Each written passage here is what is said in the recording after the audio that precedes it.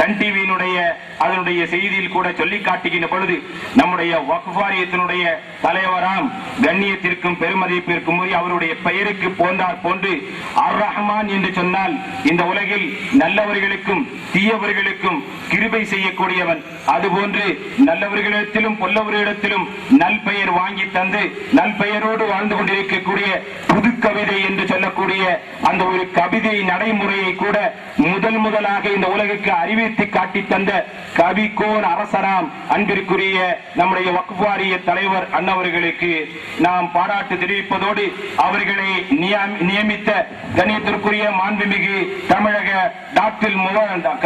தமிழக முதலமைச்சர் டாக்டர் கலைஞர் அண்ணவர்களுக்கு நன்றி தெரிவித்துக் கொள்கின்றோம். இந்த கூட்டத்தின் வாயிலாக அவர்களுக்கும் நம்முடைய ஹபீப் ரஹ்மான் ஹாஜியார் அண்ணவர்கள் பொன்னாடை போர்த்தி சந்தோஷிக்கிறார்கள்.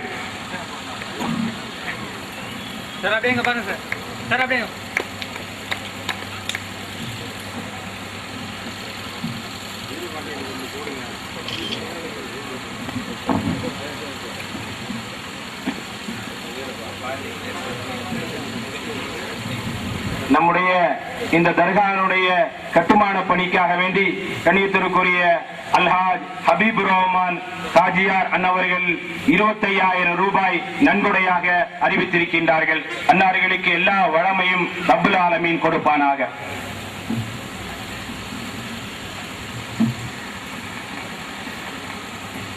வழியெழுப்ப செல்கின்ற சூரிய தொலைக்காட்சியில் துறைமுகம் காட்டுகிற வீரபாண்டியனுடைய உரைக்கு முன்னால் சில செய்திகள். இந்த அருமையான நிகழ்ச்சி சமய நல்லிணக்கத்தின் சங்கமத்தலமாக அமைகின்ற காட்சி உள்ளத்தை ஈர்க்கிறது. சமத்துவம் சகோதரத்துவம் குறித்து ஒரு சின்ன குறிப்பு. சமத்துவம் என்பதற்கு ஆங்கிலத்திலே ஈக்குவாலிட்டி என்பார்கள். ஈக்குவாலிட்டி என்ற வார்த்தையை தமிழில் ஈ என்று பிரித்து குவாலிட்டி தன்மை, ஈ என்பது தமிழ் சொல்லாக வைத்துக் கொள்ளுங்கள். ஒரு உணவகத்திலே 3 பேர் செல்கிறார்கள். இந்து சமுதாயத்தை சார்ந்தவர், கிறிஸ்தவ சமுதாயத்தை சார்ந்தவர், முஸ்லிம் சமுதாயத்தை சார்ந்தவர். மூவரும் ஒரு உணவகத்துக்கு செல்கிறார்கள். மூவரும் தேநீர் அறிந்தனார்கள். தேநீர் அறிந்துவிட்டு மூவரும் கூடையை வைக்கிறார்கள். கூடையை வைக்கும் போது இந்து சமுதாயத்தை சார்ந்தவர் குடித்தமர்ந்த குவளையில் அமர்ந்த ஈ உடனே கிறிஸ்தவ சமுதாயத்தவர் குடித்தமர்ந்த குவளைக்கு செல்கிறது. கிறிஸ்தவ சமுதாயத்தை சார்ந்தவர் குடித்தமர்ந்த குவளையில் அமர்ந்த ஈ முஸ்லிம் சமுதாயத்தை சார்ந்தவர் குடித்தமர்ந்த குவளைக்கு செல்கிறது. அப்போது அந்த ஈக்கள் ஓ இங்கே வராதே, இது முஸ்லிம் சமுதாயத்தை சார்ந்தவர் குடித்தமர்ந்த குவளை, இதில் நீ என்ன வருகிறாய் என்று இந்த ஈ அந்த ஈயை துரத்துவதில்லை, அந்த ஈ இந்த ஈயை துரத்துவது. ஈயினுடைய குவாலிட்டி, ஈயினுடைய தன்மையை பார்த்தீர்களா எந்த அளவுக்கு ஈர்ப்பாக இருக்கிறது. ஈக்கள் குவளையில் குடித்தமர்ந்த குவளை யாருக்கு சொந்தமானது என்று ஈக்கள் பார்ப்பதில்லை. எல்லாமே சரிநிகர் சமமாக இங்கிருந்து அங்கும் அங்கிருந்து இங்குமாக ஈக்கள் அமர்கின்றன. எனவே இது நம்முடைய உள்ளத்தை ஈர்க்கின்ற காரணத்தினால் ஈயின் குவாலிட்டி ஈக்குவாலிட்டி என்ற ஒரு இனிய தகவலை இங்கே பகிர்ந்து கொள்ள விரும்புகிறேன். நான் தொடக்கத்தில் சுட்டிக்காட்டியதை போல தமிழ் உயிரெழுத்து ஆ என்று தொடர்கிறது. அந்த மனிதன் பிறந்தவுடன் ஆ என்று அழுகையை தொடங்குகிறான். அதை போல மனித உயிர் பிறந்தவுடன் ஆ என்று அழுகையை தொடங்குகிற காரணத்தினால் தமிழ் எழுத்துக்கள் ஆ என்று தொடங்கி கடைசியில் பிறகுதான் சிரிக்கிறான். முதல்ல மனிதன் அழுகிறான், பிறகு சிரிக்கிறான். பாருங்கள், ஆ என்று அழத் தொடங்கிய மனிதன் ஈ என்று சிரிக்கிறான். இவ்வளவு ஆழமாக தமிழுடைய எழுத்துக்கள் தொடங்குது பாருங்கள்.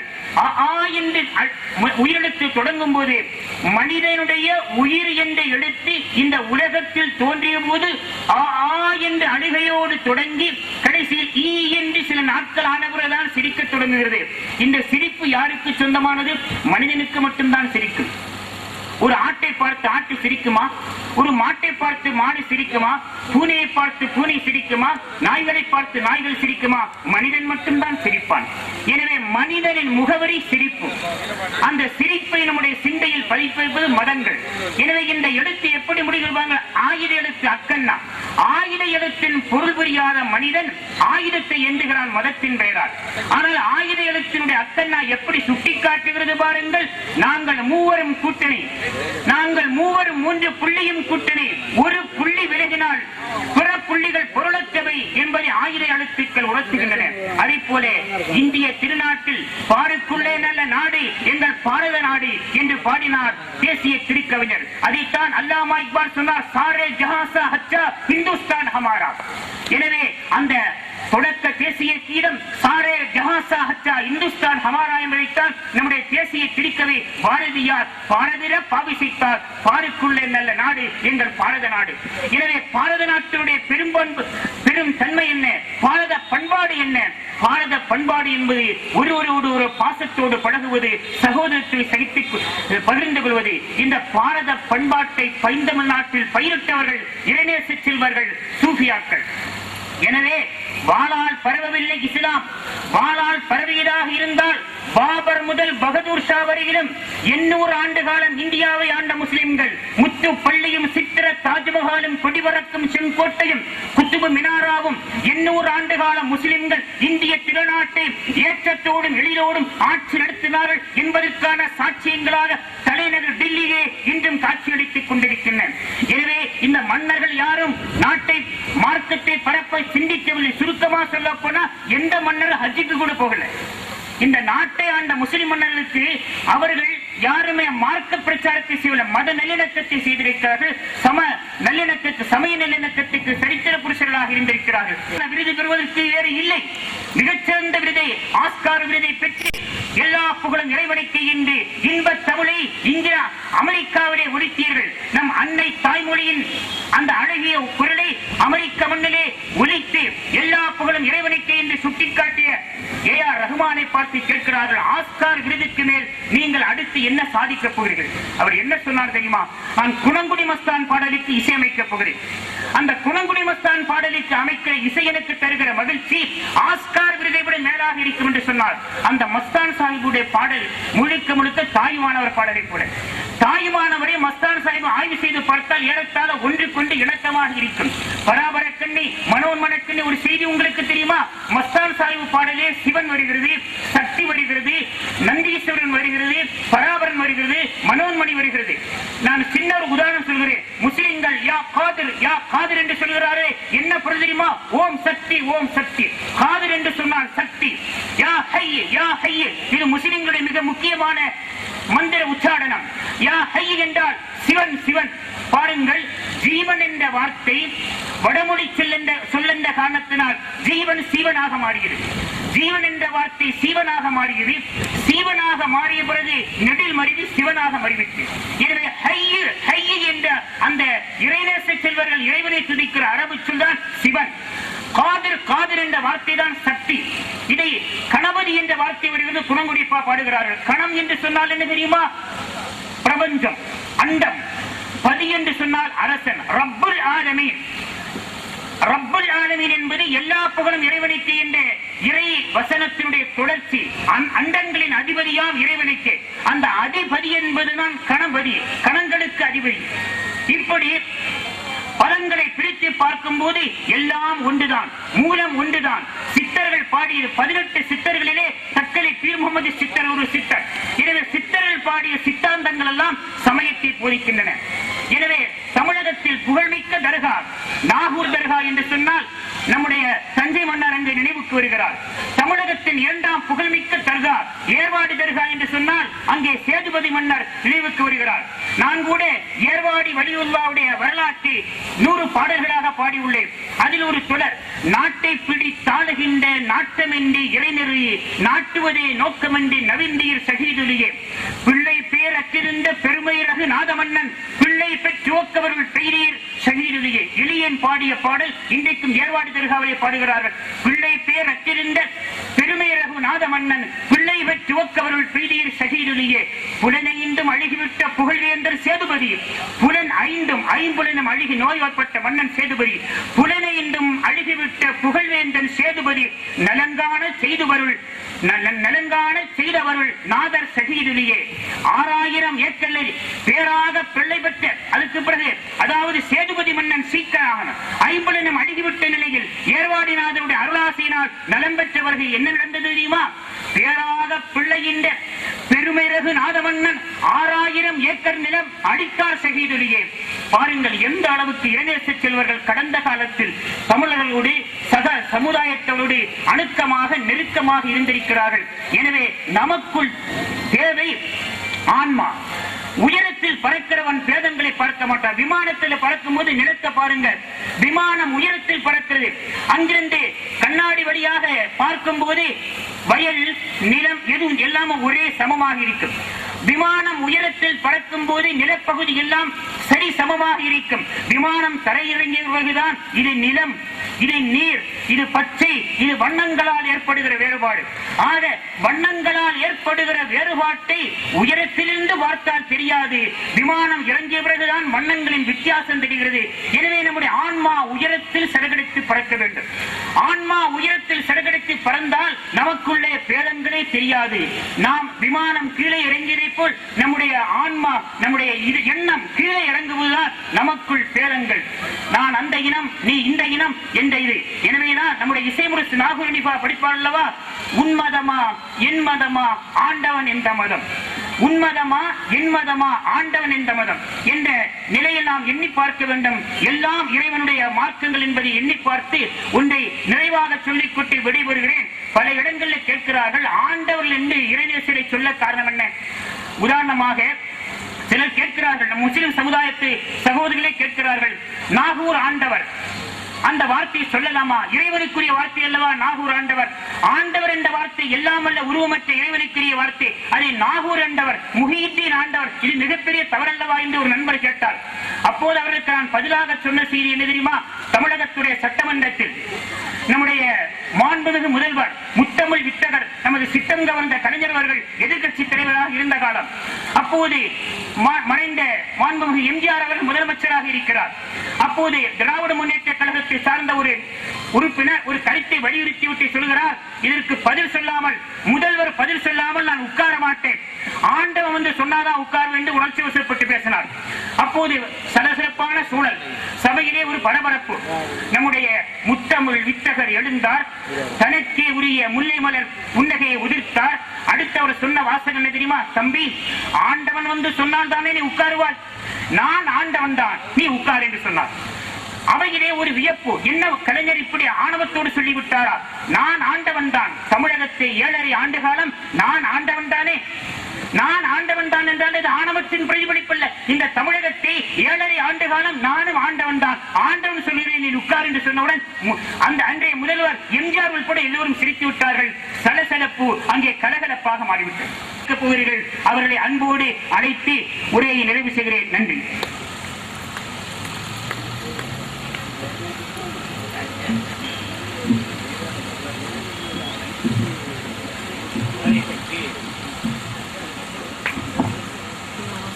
திருப்பூந்துருத்தி மகான் ஹஸ்ரத் அபீப் ஷா காதிரி ஒளியுல்லா அவர்களுடைய தர்கா வளாகத்தினை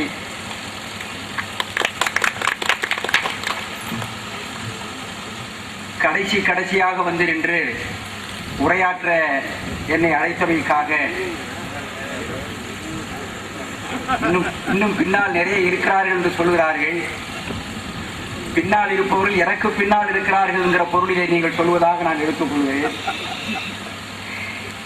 இதற்கு மேலும் ஊர் பெரியவர்கள் அமைதியாக இருந்து இந்த கூட்டத்திலே கேட்பார்கள் என்கிற நம்பிக்கை எனக்கு இல்லை.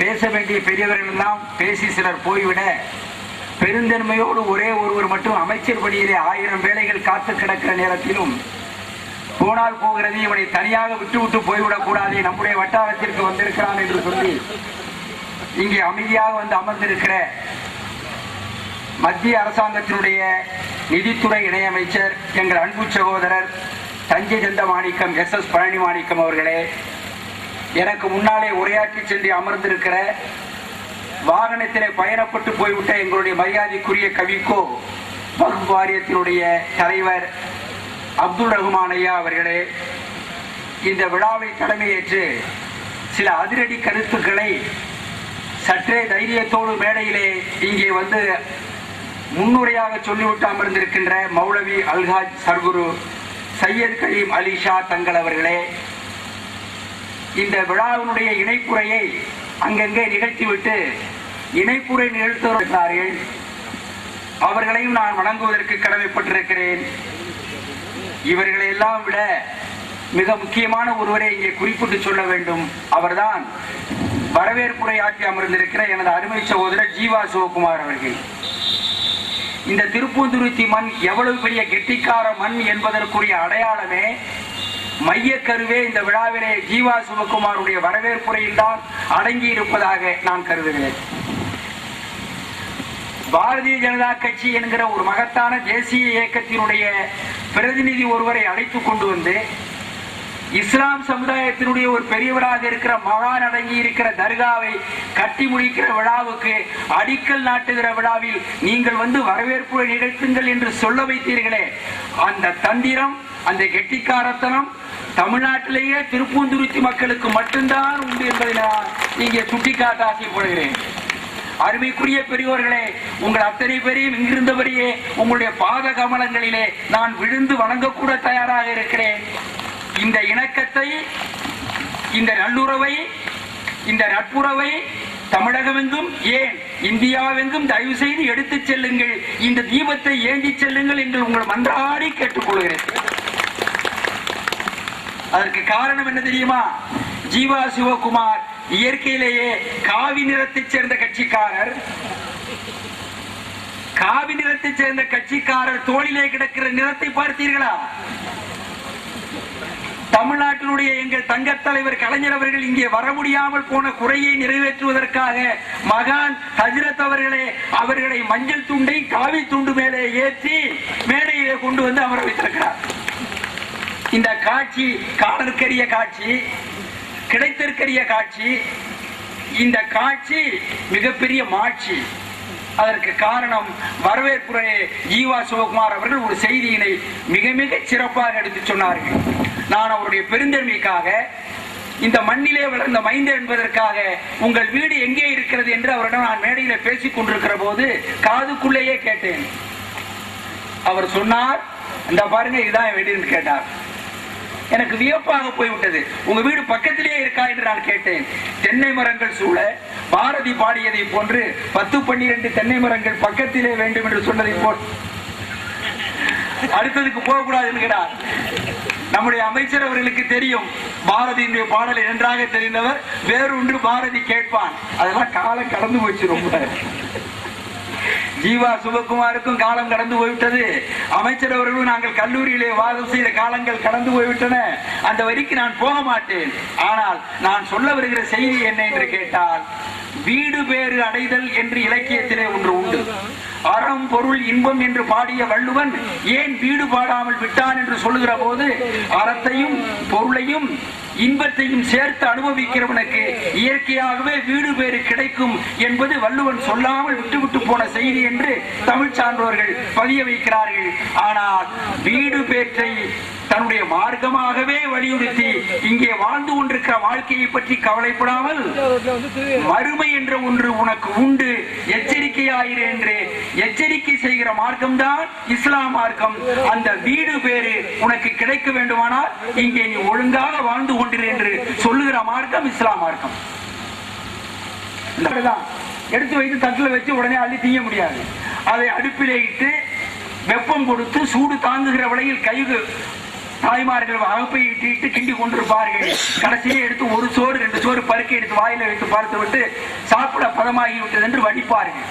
வடித்த உடனே சமையல் ஆகிவிட்டது என்பார்கள். வீட்டில் வளர்ந்து கொண்டிருக்கிற பருவ பெண்ணை பார்த்து வயசுக்கு வந்துட்டான்னா இப்ப எல்லாம் மேஜரா, எல்லாம் ஆங்கிலம் தான் தமிழ்நாட்டில். பொண்ணு மேஜர் ஆயிட்டாங்களாம். ஆனால் ஒரு காலத்தில் நம்முடைய தமிழ் சமுதாயம் பெண்ணை நம்ம பொண்ணு சமைஞ்சிட்டாங்க அப்படின்னு காதுக்குள்ள வெக்கத்தோடு சொல்லுவாங்க தாய்மார்கள்.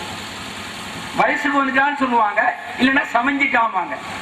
சமைந்து விட்டாள் என்றால் அந்த பெண் இல்லற வாழ்க்கைக்கு ஏற்றவளாக, ஒரு கணவனுக்கு மனைவியாக வாழ்வதற்குரியவளாக சமைந்து விட்டாள் என்று பொருள். சமயமும் மனிதனை பக்குவப்படுத்துவதற்காக சமைக்கப்படுகிறது. சமைந்து விட்டது என்கிற பொருளில் தான் சைவ சமயம், வைணவ சமயம் என்று சொன்னோம். ஆனால் நண்பர்களே, பெரியோர்களே, யாரையும் ஒப்பிட்டு காட்டி குறையாகவோ ஏற்றி இறக்கியோ பேசுவது எங்கள் நோக்கம் அல்ல.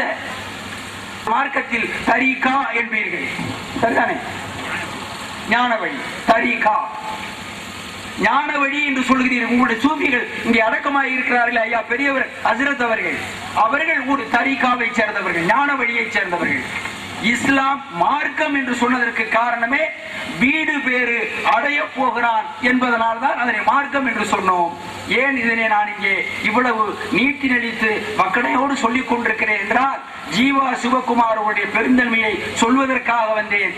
பாரதிய ஜனதா கட்சியைச் சேர்ந்த இந்துத்துவத்தை வலியுறுத்துகிற அடல் பிகாரி வாஜ்பாய், அத்வானி போன்ற மிகப்பெரிய தலைவர்கள் இந்த தேசத்தில் இந்து சமூகத்திற்குரிய முக்கியத்துவம் கிடைக்க வேண்டும் என்று நியாயமான ஒரு போராட்டத்தை நெடுக நடத்தி கொண்டிருக்கிற வேளையில் இஸ்லாம் மார்க்கம் வீடு பேறு அடைய வேண்டும் என்று சொல்லிக் கொண்டிருக்கிறது. என் வீட்டையே பக்கத்திலே வைத்துவிட்டு நான் இந்த விழாவுக்கு வீடு பேறு கொடுக்க வந்திருக்கிறேன் என்று சிவகுமார் சொல்லிவிட்டார். வீடு பேரே இங்கே கிடைத்து விட்டது. அடைய போகிற வீடு அடுத்த ஜென்மத்தில் என்றாலும் இந்த ஜென்மத்திலேயே நாங்கள் சிறுபான்மை சமுதாயமாக இருக்கிற இஸ்லாம் சமுதாயத்திற்கு வீடு வேறு கொடுக்க வந்திருக்கிறோம் என்று சிவகுமார் அவரை அறியாமலே கட்சி மாறி வந்து உட்கார்ந்திருக்கிறார். பயப்படுகிறார். போற போக்குல கட்சி மாற்றி நம்ம தோல்ல துண்டு மஞ்சள் துண்டை நிரந்தரமாக போட்டு விடுவானோ என்று. அப்படியெல்லாம் போட வேண்டியதில்லை. இஸ்லாம் மார்க்கம் சொல்கிறது, லக்கும் தீனுக்கும் வலிய தீன், அவரவர் மார்க்கம் அவரவர்க்கு. நீங்கள் உங்கள் எல்லையிலே நில்லுங்கள், நாங்கள் எங்கள் எல்லையிலேயே இருக்கிறோம். யாரும் யாருடைய பாதைக்கும் வர தேவையில்லை. ஆனால் ரயில் தண்டவாளத்தை போன்று 2 தண்டவாளங்களும் நெடுக ஓடிக்கொண்டிருக்கிறது. தண்டவாளத்தின் மீது ரயில் தொடர்ந்து ஓடிக்கொண்டிருக்கும் என்று சொன்னார்கள். இங்கே பேசிவிட்டு போன கவிக்கோ அப்துல் ரஹ்மான் அவர்களை பற்றி சில வரிகளை சொல்லிவிட்டு மேற்கொண்டு தொடர்வது நலம் என்று கருதுகிறேன். வந்தவர் பேசிவிட்டு போய்விட்டார் என்றால் கூட வந்துவிட்டு போனவர் எப்படிப்பட்டவர் என்பதை இந்த மண்ணில் நான் மக்களுக்கு சொல்வதற்காக ஒரு சில வரிகளை மட்டும், அவர் எவ்வளவு பெரிய மகத்தான கவி, ஏன் அவரை கலைஞர் அவர்கள் ஏற்றி போற்றி வைத்திருக்கிறார்கள் என்பதற்கு சுவையான சுகமான இளைஞர்களுக்கு புரியக்கூடிய, கல்லூரி மாணவர்கள் பள்ளிக்கு போகக்கூடிய அந்த அருமை தம்பிகளுக்கு தெரியக்கூடிய ஒரு வரியை அவர் எவ்வளவு குறும்புக்காரர் என்பதை மட்டும் சொல்லிவிட்டு மேற்கொண்டு தொடர நான் விழைகிறேன். இந்த கோனார் நோட்ஸ் உங்களுக்கு எல்லாம் தெரியும். கோனார் நோட்ஸ் இல்லாம பாடமே இல்லை. நம்முடைய பல தமிழாசிரியர்கள் தவறாக நினைக்கவில்லை என்றால், அங்கெங்கே நின்று கொண்டிருக்கக்கூடிய தமிழ் வாத்தியார்கள் யாராவது இருந்தால் தவறாக நினைக்க கூடாது. பதவியில சேர்ந்து ஓய்வு பெறுகிற காலம் வரையில் மூல நூலை தொடாமல் கோனார் நோட்ஸை முடிச்ச தமிழ் வாத்தியார்கள் இருக்காங்க. கோனார் நோட்ஸை வைத்துக் கொண்டே காலத்தை கடத்தி விட்டவர்கள் இருக்கிறார்கள். இங்க இருக்க பக்கத்தில் அமர்ந்திருக்கிற அருமை சகோதரர் சட்டமன்ற உறுப்பினர் சந்திரசேகர் அவர்கள் உயர்நிலைப் பள்ளியிலே படித்திருக்கிற போது அநேகமாக கோனார் நோட்ஸோட தான் வாழ்க்கை நடத்திருப்பீங்க. நானும் அப்படிதான். அலிஷா தங்கள் அவர்கள் சொல்கிறார், நானும் ஒரு பக்கத்து வீட்டில் இருக்கிறேன் என்று. இந்த கோனார் நோட்ஸ் எவ்வளவு வலிமையானது, மனிதனுடைய மாணவனுடைய வாழ்க்கையோடு எவ்வளவு இரண்டர கலந்தது, பின்னி பிணைந்தது என்பதை சொல்ல வந்த கவிக்கோ அப்துல் ரஹ்மான் அவர்கள் ஒரு சுவையான செய்தி ஒன்றிச்சார். அவர் போகிற போக்கில் தன்னுடைய கவிதையை சொல்லாமல் மிகுந்த பெருந்தன்மையோடு வாலியினுடைய கவிதையை சொல்லிவிட்டு போய்விட்டார். கவிக்கோ அப்துல் ரஹ்மான் ஒரு கவிதை சொல்லுகிறார். திருவள்ளுவர் வர்றாராம், இப்ப வந்துட்டாரு, அவரும் பரீட்சை எழுத போறாரு, பையன் ஆயிட்டாரு. இப்போ திருவள்ளுவரும் மாணவனாய் ஆனார், திருக்குறளில் தேர்வு எழுத போனார். திருவள்ளுவரும் மாணவனாய் ஆனார், திருக்குறளில் தேர்வு எழுத போனார். தேர்வில் தேராமலே போனார். காரணம், படிக்காமல் போனார் கோனார்.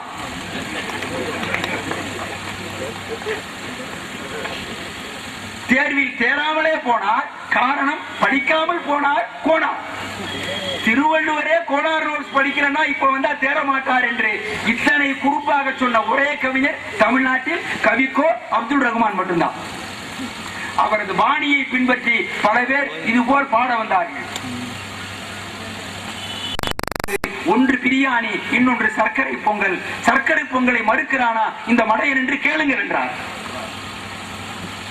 தான் கவிக்கோ அப்துல் ரஹ்மான். அப்படி போடுங்க. யாருன்னா தொலைபேசியிலே நடந்த உரையாடல் இது.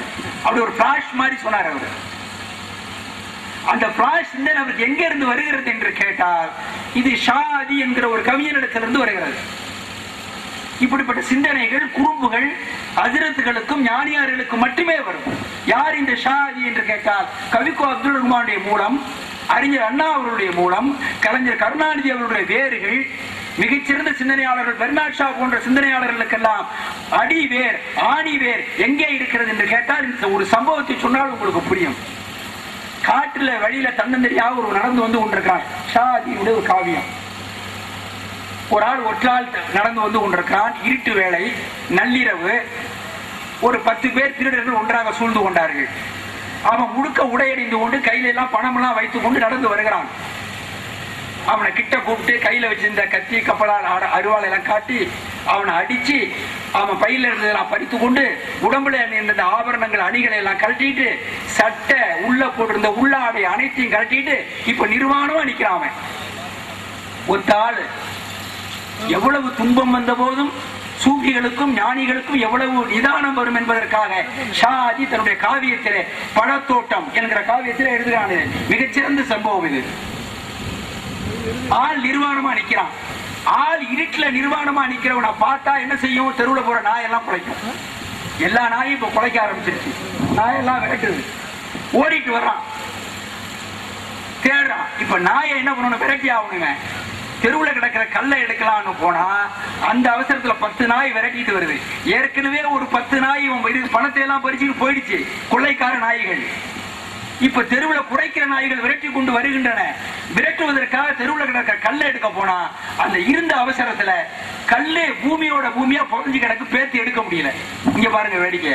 இவன் தலைவீதி போல இருக்குது. அவன் சொன்னா நாய் கிட்ட நெருங்கி வந்துட்டு இருக்கு.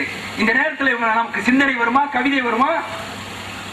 பதட்டம் தான் வரும். பதறி போவோம், ஐயோ அம்மான்னு கத்துவோம். ஷாதி என்கிற சூஃபி ஞானி காட்டுகிற அந்த கல்லடி படுகிற அந்த நிர்வாண மனிதன் சொன்னா, இது என்னையா அக்கிரமம்? இந்த ஊர்ல கல்ல கட்டி போட்டுட்டு நாயை அவுத்து விட்டான்னா,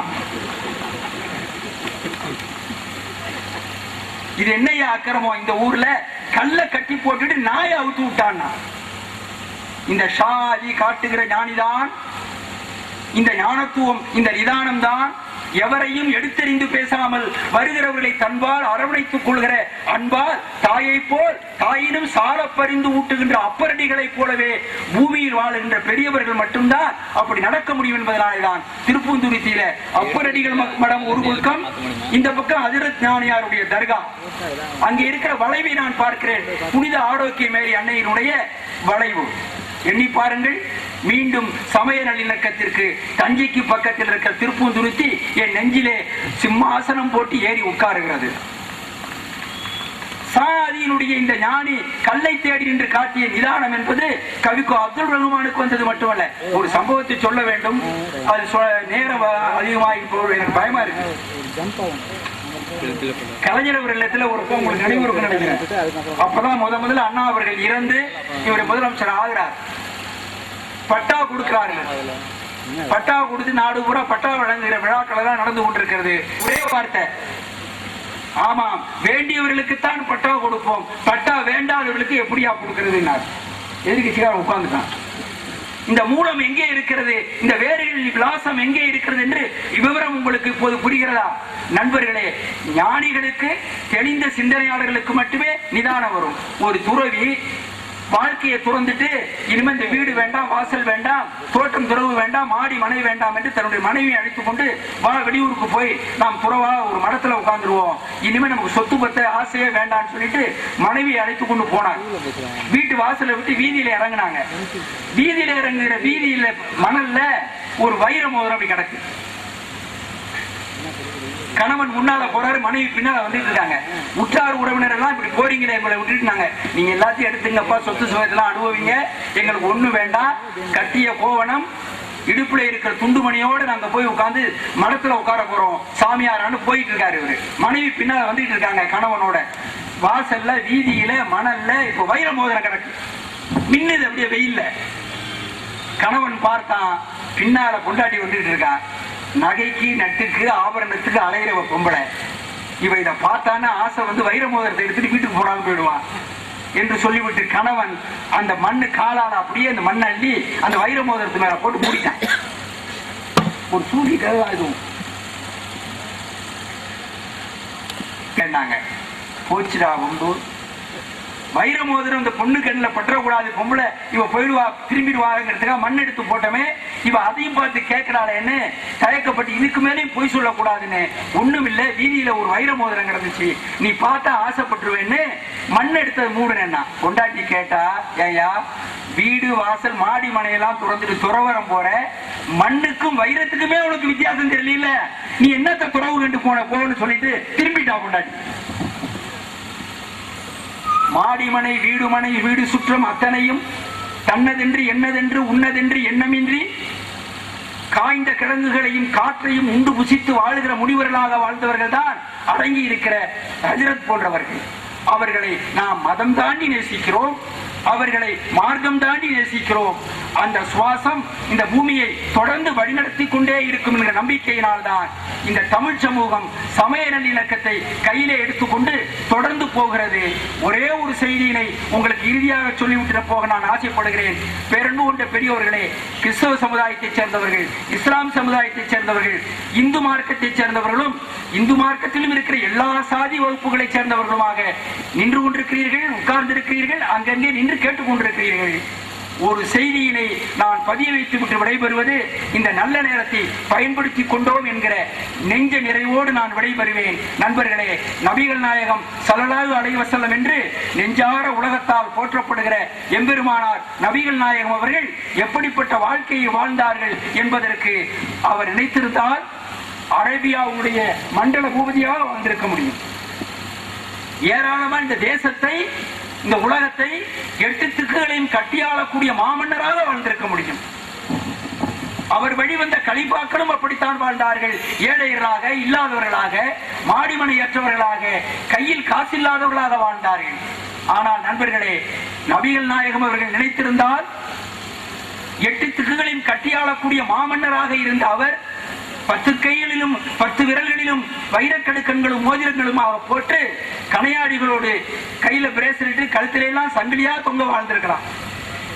ஆனால் நபிகள் நாயகம் அவர்கள் எவ்வளவு ஏழையாக, ஓட்டாண்டியாக, பரம ஏழையாக வாழ்ந்தார் என்பதற்கு அவருடைய வாழ்க்கையினுடைய இறுதி காட்சியை சொல்லி நான் என்னுடைய பேச்சை நிறைவு செய்யலாம் என்று நினைக்கிறேன். நேரம் அதிகம் எடுத்துக் கொள்வது முறையாக இருக்காது என்பதனாலே நபிகள் நாயகம் ஸல்லல்லாஹு அலைஹி வஸல்லம் அவர்கள் உடல் நலமுற்று மரணப்படுக்கையில் இருக்கிறார்கள். உடல்நலம் கெட்டு போய்விட்டது. இன்னும் சில மணி துணிகளிலே சாக போகிறார்கள். மரணம் நெருங்கி வந்து கொண்டிருக்கிறது. அவர் இறக்கப் போகிறார் என்பது அவருக்கே தெரிந்து விட்டது. இஸ்லாம் மார்க்கத்தினுடைய நம்பிக்கைப்படி மரணம் என்பதே இறைவனுக்கும் மனிதனுக்கு இடையிலும் திரையை கிழிக்கிறதாம். அப்படித்தானே? இறைவனுக்கும் மனிதனுக்கு இடையில ஒரு திரை ஒன்று தொங்கிட்டு இருக்கு. அந்த திரையை கிழித்து விடுவது. மரணம் என்கிற சம்பவம் நிகழ்ந்த பிறகு திரை கிழிக்கப்படுகிறது. இறைவனோடு இரண்டர கலந்து கொள்கிறோம் என்று இஸ்லாம் மார்க்கம் சொல்கிறது. நபிகள் நாயகம் அவர்கள் படுத்த படுக்கையாக கிடக்கிறார்கள். தலைமாட்டிலே அவருடைய அருமை செல்வி, செல்வ புதல்வியாக இருந்த பாத்திமா அவர்கள் உட்கார்ந்திருக்கிறார்கள். ஆயிஷா நாச்சியார் அவருடைய மனைவி தலைமாட்டில், நம்ம ஊர்ல இன்னமும் இந்த வழக்கம் இருக்கு. அது குறிப்பா இன்றைக்கு தஞ்சை மாவட்டம், இதற்கு முன்னே எல்லாருமே நம்ம தஞ்சை மாவட்டமா இருந்தோம். கலைஞர் அவர்களுக்கே அப்படி பிரிந்து போனது இஷ்டம் இல்லை. எனக்கு என்னைக்கும் தஞ்சை மாவட்டம் தான் பிடிக்குதுன்னு சொல்றாரு. இப்போ நாகை மாவட்டமாக, திருவாரூர் மாவட்டமாக ஆகிவிட்டது அவருக்கு விருப்பமே இல்லை. நாம் தஞ்சை மாவட்டத்துக்காரர்கள் தான். மனத்தால், பண்பாட்டால், கலாச்சாரத்தால், பேசுகிற மொழியால் தஞ்சை மண்ணுக்காரர் தான். தலைமாட்டில் சாவ போறவங்க தலைமாட்டில் கொஞ்சம் நெல்லை பரப்பி வச்சு அதில் விளக்கு. இந்த பக்கம் கொஞ்சம் மாறி இருக்கலாம். சில இடங்களில் நெல்லை பரப்பி வைக்காமல் வெறும் அகல் விளக்கை ஏற்றுவார்கள். அந்த ஆவி அடங்க போகிறது என்பதனாலே, ஆன்மா அடங்குவதற்கு இறைவனோடு ஒன்ற போகிறது என்பதனால ஒரு அகல் விளக்கை ஏற்றுவார்கள். தலைமாட்டில் ஆயிஷா நாச்சியார் ஒரு அகல் விளக்கை கொண்டு வந்து ஏற்றி எண்ணெய் விட்டு கொண்டிருக்காங்க. உயிர் ஒடுங்க போகிறது, கண்கள் சொருகி கொண்டிருக்கிறது, கை கால்கள் ஒடுங்க போகின்றன. நண்பர்களே, கூர்ந்து கவனியுங்கள். இந்த உலக வரலாற்றில், இப்படிப்பட்ட ஒரு உன்னதமான மனிதனுடைய வரலாற்றில், அந்த சரித்திர பக்கங்களில் இவ்வளவு ஒரு அற்புதமான காட்சியை எந்த தலைவருடைய வாழ்க்கையிலாவது பார்த்திருக்கிறீர்களா என்று இரவு போய் படுக்க போகும்போது உங்கள் நெஞ்சை நீங்களே கேட்டுக்கொள்ளுங்கள்.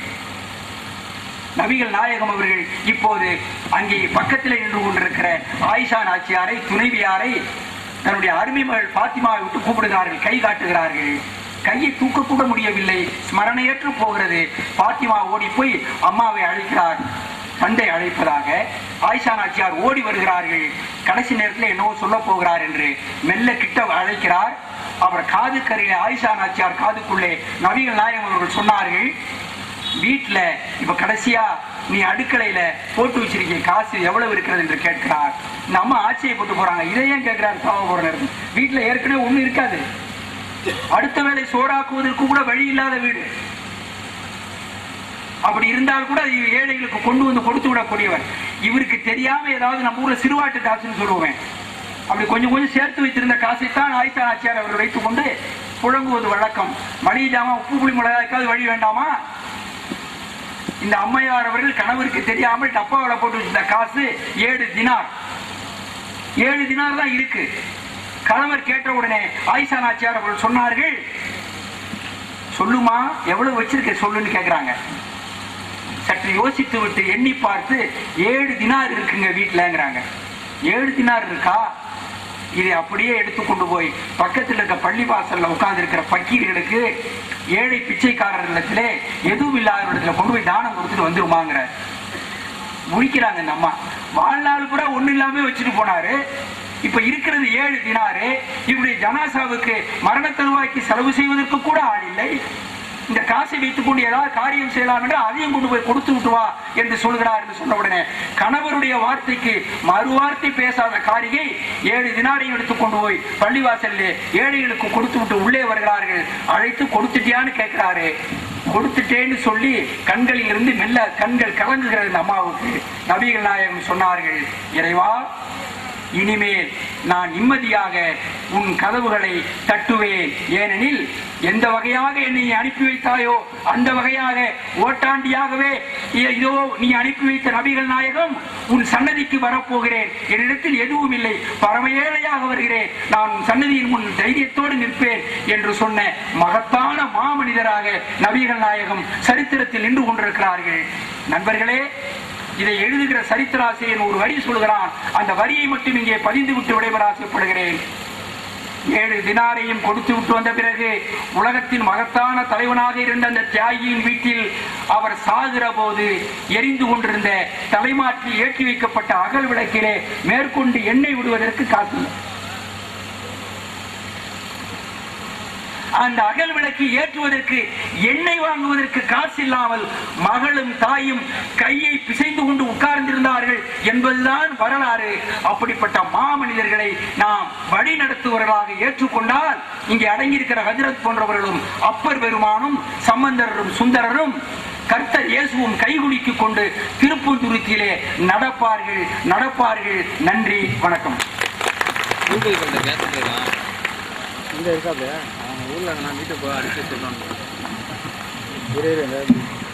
நண்பர் வீரபாண்டிய பேசி முடிக்கிறவர்களே நான் இருந்ததுக்கு காரணம் 1973 ஜனவரி அல்லது பிப்ரவரின்னு நினைக்கிறேன். அவர் கல்லூரியில் என்னை விட 1 வருஷம் இளையவர். நான் 3 ஆண்டு, அவர் 2ஆம் ஆண்டு பிகாம். அவர் தான் எல்லா பேச்சு போட்டியிலையும் ஜெயிச்சு முதல் பரிசு வாங்குவார். அவருக்கு முன்னாடி கலிய பெருமாள்னு ஒருத்தர் இருந்தார், அவர் தான் வாங்குவார். நான் திடீர்னு ஒரு போட்டியில் அந்த போட்டியில் கலந்துக்கிட்டேன். நான் முதல் பரிசு வாங்கிட்டேன். ரொம்ப கோபமா அன்னைக்கு திரும்பி போனார் அவர் ரூமுக்கு. அப்போ வெறும் கதர் வேட்டி கதர் சட்டை, முழு காங்கிரஸ்காரர். அன்னைக்கு அவர் 2வது இடத்துக்கு போயிருந்தாரு. இப்ப விருந்தாளியா வந்திருக்காரு. நான் வாங்கின பரிசா அவருக்கு முதல் பரிசா கொடுத்துருணுங்கிறதுக்காக தான் என்னை விட அதிக நாளையும் நல்லா நீண்ட நேரம் நின்று பேசி இப்ப போட்டி வச்சா அவர் தான் முதல் பரிசு வாங்குவாரு. சிறந்த கருத்துக்களை வழங்கி இருக்கிற அவரை தொகுதி சார்பா வாழ்த்தி, அவர் சொன்னது மாதிரி அவர் தஞ்சாவூர்காரர் தான், அதனால அவரை வாழ்த்தி தொடர்ந்து நிகழ்ச்சி நடத்துங்கள் என்று கேட்டு விடைபெறுகிறேன்.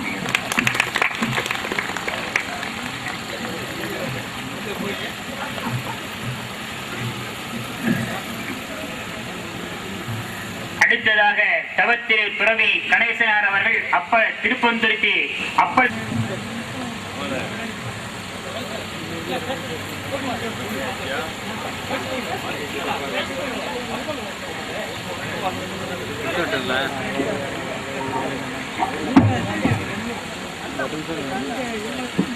பாய்ந்தருத்தி படகடை மேல் பயிலக்கண்டு படாரவோம் பணிமதியம் வைத்த செல்வர் தாந்தொருத்தி தன்மனதை ஒருக்கா தொண்டர் தனித்தொரு தண்டூன்றி மெய்தளரா உண்ணம் பூந்துருத்தி பூந்துருத்தி என்பிராகில் பொல்லா புலால் துருத்தி போக்கலாமே.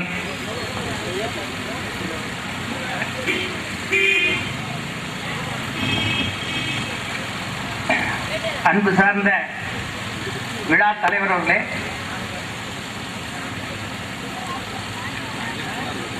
இன்றைய விழாவிற்கு சிறப்பு விருந்தினராக வருகை தந்த உள்ளடிகளையும் வேண்டி மல்வோம்.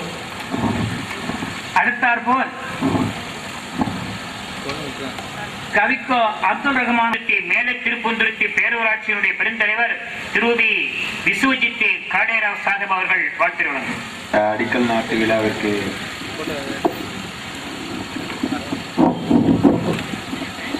வருகை தந்து சிறப்பித்து விடைபெற்று சென்றிருக்கும் நமது மத்திய இணையமைச்சர் அவர்களே மற்றும் மாநில தலைவர் அவர்களே, பொறுப்போடு தலைவர் அவர்களே,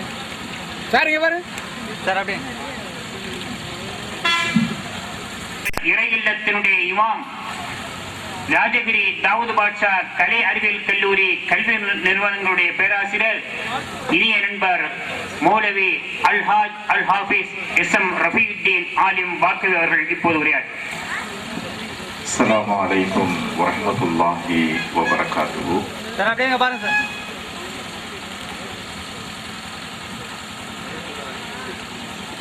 நான் விடைபெறுகிறேன். சிஷ்தியா தரீகாவிலே வந்த ஹசரத் ஜுனைதுல் பக்தாதி ரஹ்மத்துல்லாஹி அலைஹி அவர்கள் ஒரு தடவை தம்முடைய சகாக்களோடு கடற்கரை பக்கமா, இதுதான் மகான்களுடைய பார்வை. ஏன் அப்படின்னா அவர்கள் இவர்கள் யாரு, இந்துவா, கிறிஸ்தவரா, முஸ்லிமா, சீக்கியரா, நம்மை போற்றுபவரா, நம்மை தூற்றுபவரா, நம்மை புகழக்கூடியவரா, இகழக்கூடியவரான்ற பாகுபாடு வித்தியாசம் எதுவுமே அவங்களுக்கு தெரியறதில்லை. ஒரே ஒரு பார்வை, நான் ஒரு படைப்பு, அவர் ஒரு படைப்பு அப்படின்ற ஒரு சமத்துவ பார்வை தான் மகான்களிடத்திலே உண்டு. அதனாலதான் அவங்க என்ன செஞ்சாங்க அப்படின்னு சொன்னா, தனக்கு எதிராக தன்னை பரிகாசம் செய்யும்படியாக, அதாவது கூட இருக்கிறவங்களுக்கே அவ்வளவு டென்ஷன் ஆயிருக்கிறாங்க, அவ்வளவு கோபம் வந்திருக்குது அப்படின்னு சொன்னா அவங்களுக்கு எவ்வளவு கோபம் வந்திருக்கணும் இல்லையா? அந்த கோபத்திலும் அந்த வருத்தத்திலும் இவர்கள் இப்பொழுது சந்தோஷமாக இருக்கிறார்கள், அது போதாது, சொர்க்கத்திலும் அவர்களை சந்தோஷமாக இருக்க செய்வாயாக என்று பிரார்த்தித்தார்கள் என்று சொன்னால் அவர்களுடைய அந்த உயர்ந்த பார்வையை நாம் பார்க்க வேண்டும். இப்படிப்பட்ட தன்மை நம்ம எல்லோருக்கும் வந்துவிட வேண்டும். நம்முடைய வீரபாண்டியன் ஐயா அவர்கள் இங்கே இருக்கக்கூடிய நிலவக்கூடிய இந்த மனித நேயத்தை பற்றி, சமய நல்லிணக்கத்தை பற்றி ரொம்ப சிலாகித்து சொன்னாங்க. மேல திருப்பந்துருத்தி முஸ்லிம் ஜமாத் தலைவர் அவர்கள் உரையாற்றுவதற்கு முன் மிகவும் பெரும் பெரும் கருத்துக்களை வைத்தார்கள். வாரிசு கொடைவள்ளல் ஆஜியார் அபீரம்மன் பாய் அவர்களுக்கு இந்த பொன்னாடை போர்த்தி மகிழ்கிறேன்.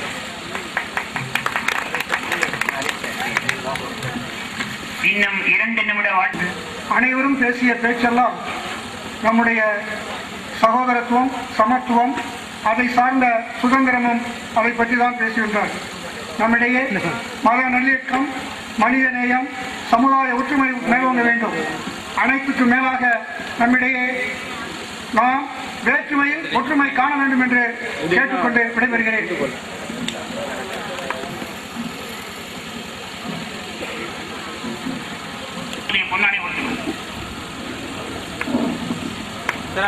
சார் கொஞ்சம் சைடில் சார், இந்த பக்கம் அப்படியே சும்மா அங்கே